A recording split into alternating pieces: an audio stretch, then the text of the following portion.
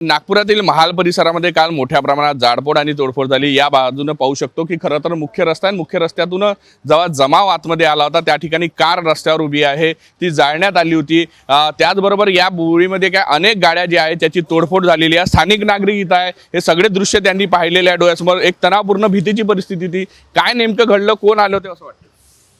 मजमा होता, 400-500 लोकांचा मजमा आला एक साथ। त्यांनी दगड वगैरे सगळं सोबत होते, त्यांच्याकडे पेट्रोल बॉम्ब सुद्धा होता। ती गाडी सुद्धा त्यांनी तशीच जाळली आहे। ती पेशणे म्हणून आहे, त्यांची गाडी आहे। त्यांची किती वेळात ती गाडी जाळली, म्हणजे सगळ्या तयारीने लोक आले होते? पूर्ण तयारी। किती लोकांचा जमा होता, काय परिस्थिती होती, काय शिवीगाळ करत होते, काय करत होते? तसंच शिवीगाळ तर चालूच होती ना त्यांची। तोंडाला काही बांधून होते? हो, दुपट्टे बांधून होते।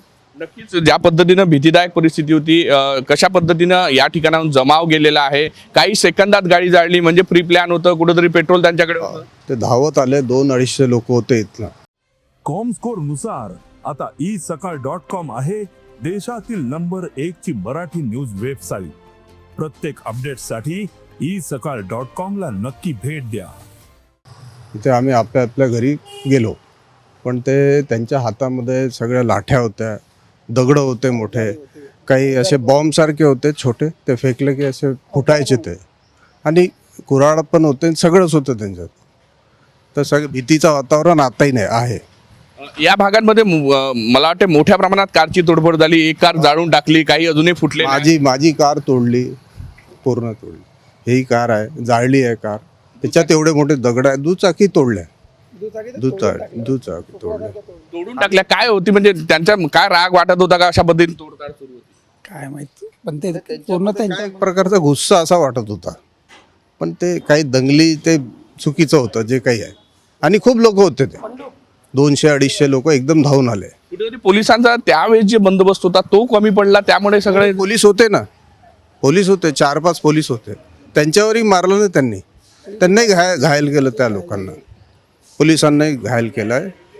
ते मग पळाले, आम्ही पळालो, सगळे पळाले, काय करणार। नक्कीच खरं तर जीव जो आहे तो मुठीत घेऊन या परिसरामध्ये लोक सध्या राहत आहे। भीतीची वातावरण आहे, आणि ज्या पद्धतीने काल 200-300 गाड्यांचा मॉब होता, तो मॉब जेव्हा या भागांमध्ये अचानक आला तेव्हा सगळेजण आपापल्या सुरक्षेच्या अनुषंगाने जिथं जाऊ शकत होते त्या ठिकाणी गेले।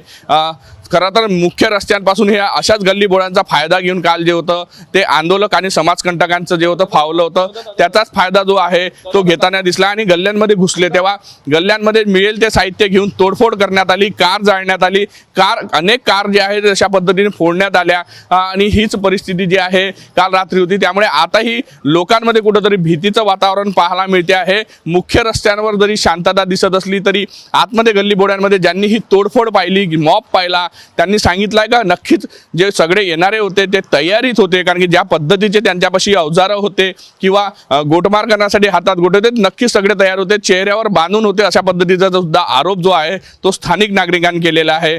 कुठंतरी हा नियोजित कट होता का, हेच आता पोलिसांना शोधावं लागणार आहे। व्हिडिओ जर्नलिस्ट सौरभ भोलेसह पराग डोबडे, साम टीव्ही न्यूज, नागपूर। देश विदेशातील प्रत्येक घडामोडींचे लाईव्ह अपडेट मिळवण्यासाठी आता साम टीव्हीच्या सर्व सोशल मीडिया प्लॅटफॉर्मला लाईक, फॉलो आणि सबस्क्राईब करा। तसंच सर्व नोटिफिकेशनसाठी बेल आयकॉन प्रेस करायला विसरू नका।